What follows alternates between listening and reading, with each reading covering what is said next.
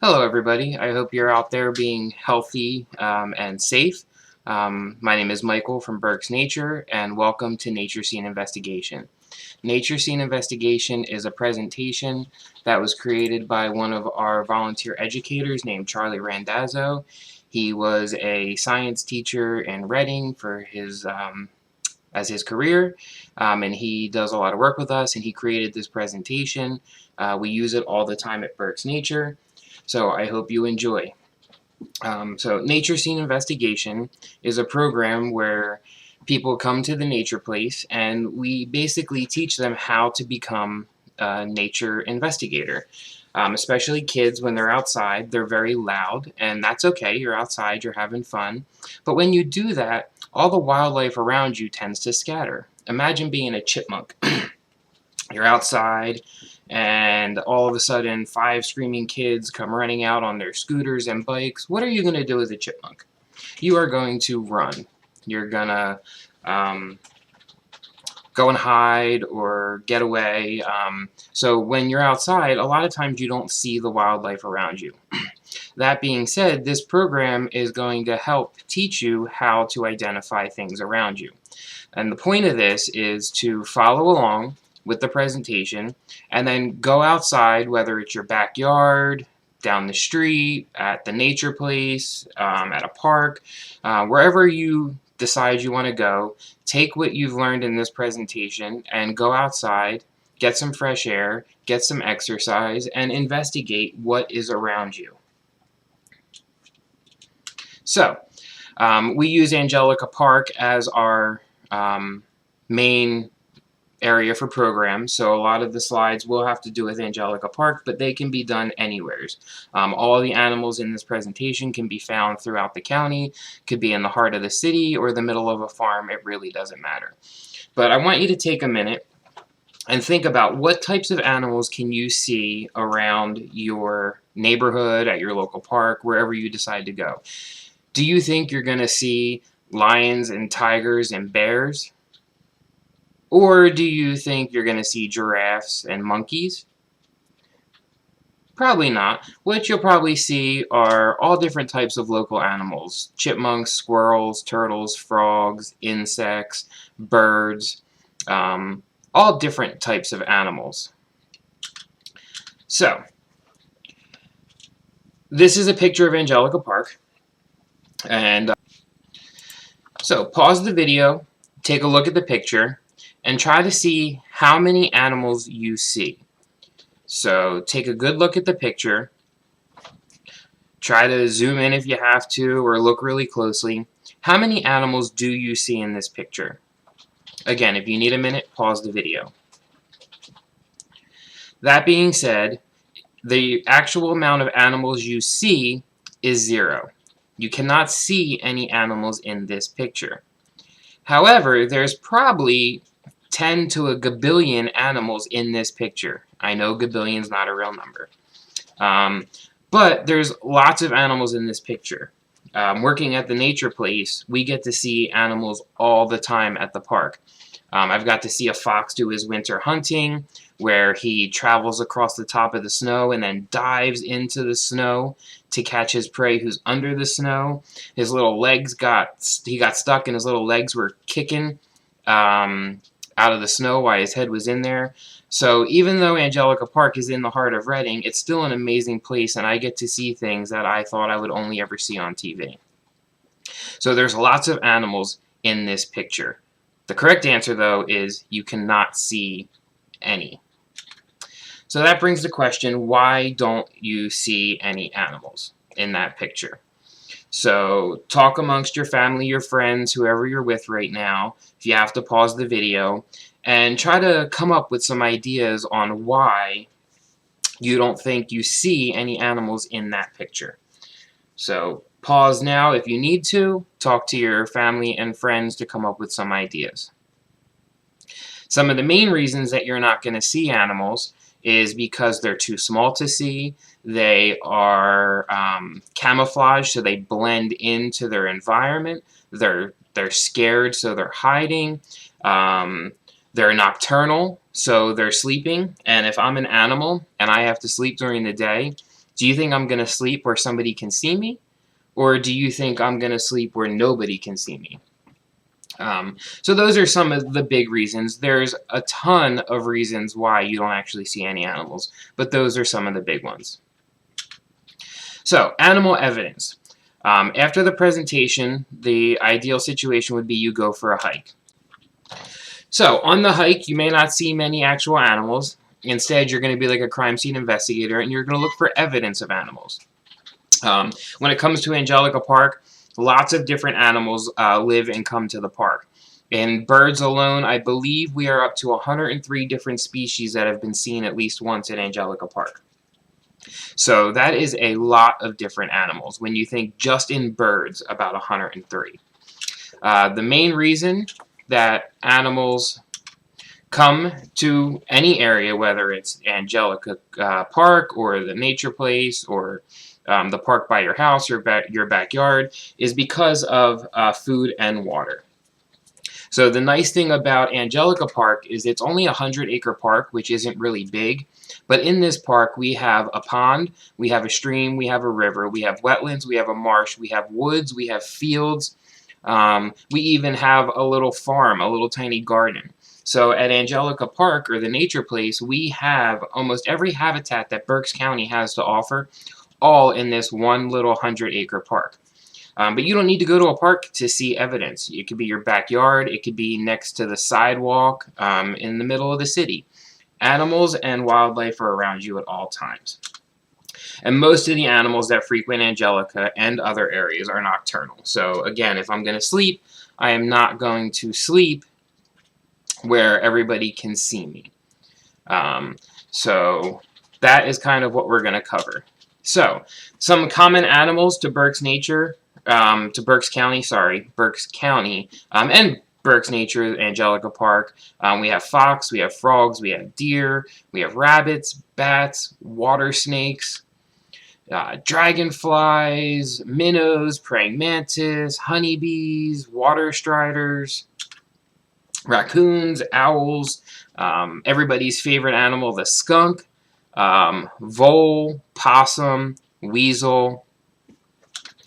So, knowing that these animals could be at the park, in your backyard, in a tree, in the middle of the city, how can you tell what types of animals are around you or frequent that habitat? So again, take a minute, pause the video, talk to your family and friends, whoever you're with, and try to brainstorm some ideas of evidence that you could look for. So if you need a minute, pause the video now, and then we will move on to show examples and talk about different ways that you can become an investigator to learn what is around you. So pause if you need a few minutes. If not, we're going to move on. So evidence you could look for. You can see the animal. You can see their tracks. Find their nests, their burrows, feathers. Scat. Scat is just a fancy way of saying poop. So every animal that eats, when they're done eating, they have to leave a little something behind. Trails, bones, skin, rubs or scratches on trees. Rub is from a deer. They could lose their hair. Browsing is them chewing, and many others. Like if you go outside and close your eyes, how might you be able to tell what's around you? Well, you could listen for birds, or if there's a skunk. How do you know when a skunk's around you? You don't need to see it. You smell it. So there's lots and lots of evidence that you could look for to show you what's around you. So we're going to go over some different types of evidence. The first picture is not going to tell you what it is. And then the second picture is going to tell you what it is. So if you want, pause for the beginning of each picture to try to take a guess. And then unpause to move on, find out what it was, and move to the next one. So, some examples. What do you see here in this picture? So take a moment, think about it. And there is a snake bone right here. So the answer wouldn't necessarily be snake. The evidence is bones. So we know an animal was there because we found his bones. So that's how this whole process is going to work. So I'll show you the picture. If you need to, pause it, look at it, and then move on. All right, next two pictures. So these are kind of grouped together. It's springtime. You should start seeing a lot of these. If you need a minute, pause the video and try to guess what these are. So on the left, we have what's called a gull. It's a fruit fly gull. Inside that gull or ball is one little tiny fruit fly baby. And the one on the right is a praying mantis cocoon. So there's a lot of praying mantis cocoons out right now. Some of you, if you had brought a real tree into your house, you might have had this hatch because they hatch when it gets warmer. So if you bring a plant in from outside and warm it up in your house, I know many people that have ended up with praying mantises all over their house. So we have an insect gull, which is one little fruit fly, and a praying mantis cocoon. Moving on. So what do you see in this picture that tells you an animal was there? So if you look at the tree, you will see the rub or scratches. So a deer has rubbed his antlers on this tree to get the velvet off, and that has created a deer rub. But you could have scratches from squirrels or raccoons or, you know, any number of things. So something that's scratching the tree. Here, how do we know an animal was there at one point? Because they dropped a feather. So when you find feathers, fur, that means that most likely an animal was there. Alright, what do we have here? So if you need to take a moment, go for it. Here we have a nest, and this is a bird's nest. You can tell because of all the stuff that they put into it, so finding little things and weaving it into their nest. So most of the times when you find a nest, it will be a bird's nest. However, that is not always true. So what do you see in this picture that shows you some type of wildlife was there? And here we have a spider web. So a lot of people forget that insects are wildlife. When you go outside and find a spider web or a cocoon or the shell of an insect that is shed, that is all proof of wildlife that is around you. Moving on.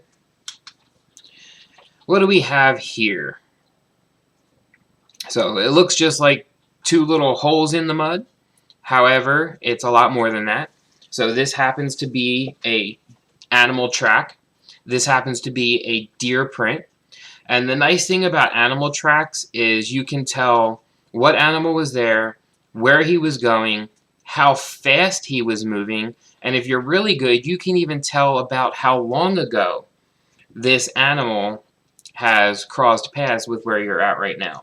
So animal tracks can definitely tell you a lot of information. So they're one of the best types of evidence to find. Moving on.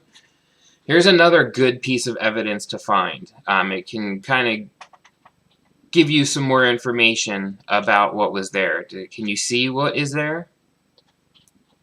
So this is scat. Again, S-C-A-T. However, in science we call it scat, but it's really just animal poop. So with animal poop, you can tell what type of animal it is, what they have been eating, how long ago, is it fresh, is it old. So animal scat is another good one to tell you what is around you. Moving on, so scat. On here we have another nest. And like I said earlier, when you see a nest, it's pretty safe to assume it's a bird's nest, but not always. So can anybody take a guess of what type of nest this is?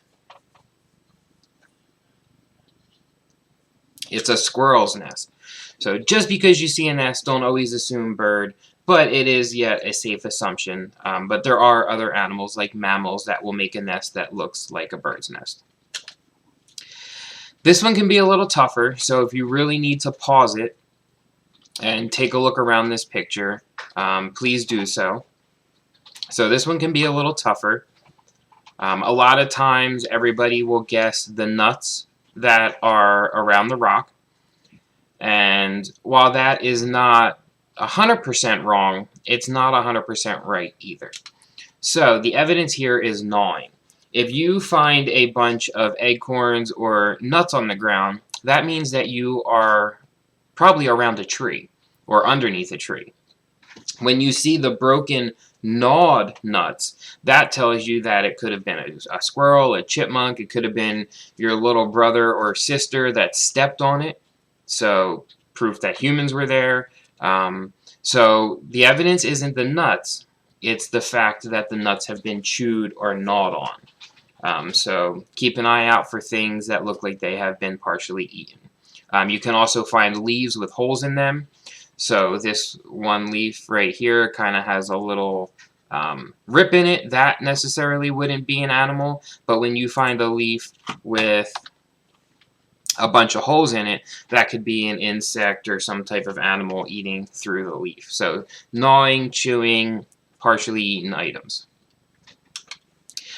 So again, here we have one. It might be a little tougher for some, maybe not others. But running right through the middle of this, and if you need to pause to look a little, feel free. But running right through the middle of this picture, we have a trail. So an animal is running back and forth through here, creating this little trail to get underneath this brush right here from the grass. Another one that might be a little harder for some, probably a little easier for hunters. If you need to take a moment, pause it. Now would be the time. So what we have here is called a game trail. A game trail is used by animals like deer to walk back and forth a lot of times to get to and from a water source. And when they do that, they start to wear away a little path. And it might be hard to see here, but look here, follow the yellow line. So the deer is going back and forth, creating that little trail. And it's called a game trail because other animals like bears or even human hunters will follow these, looking for game or prey. So this would be a game trail. And the cool thing about things like deer is that they're very habitual. They will walk the same path back and forth, which is what helps wear this down and why predators will use these. So what do we think we have here? It's hard to tell size in a picture, but you don't necessarily need to know the size to know the evidence. Here we have a burrow. This happens to be a groundhog hole. Again, the size might be hard to judge from a picture. So here we have that groundhog burrow, or a hole. You can find snake holes, vole holes. Lots of different animals burrow into the ground.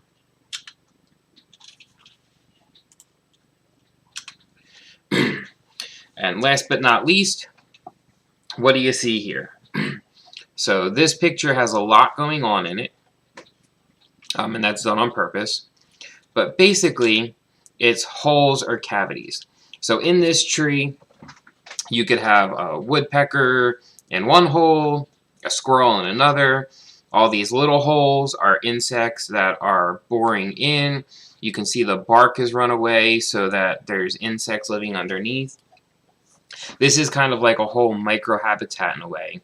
And if you go to Angelika Park, or the nature place, we actually have these throughout the park. It's a dead tree that we planted. We didn't plant. We dug a hole and put it in the ground like a telephone pole.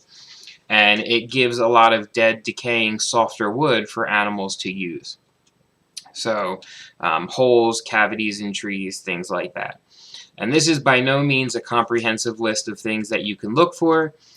Just something for you to review and then maybe get outside and try to see what type of wildlife are you surrounded by. So go out for a hike or a walk, ride your bike, find an area and get out your fake magnifying glass or a real one if you have it, and take a look around, see what you can find, and then let us know. Take some pictures. post it to our Facebook. You can email it to us. Let us know what type of evidence you have found while you were out being a nature scene investigator. Again, my name is Michael from Burke's Nature. This was the Nature Scene Investigation presentation. I hope you're staying happy, safe, healthy, and get outside, get some fresh air. And in this time of pandemic, it's still easy to go find times of pleasure. So thank you for watching. I hope you enjoyed, and keep a lookout for our next set of lessons to come. Have a great day.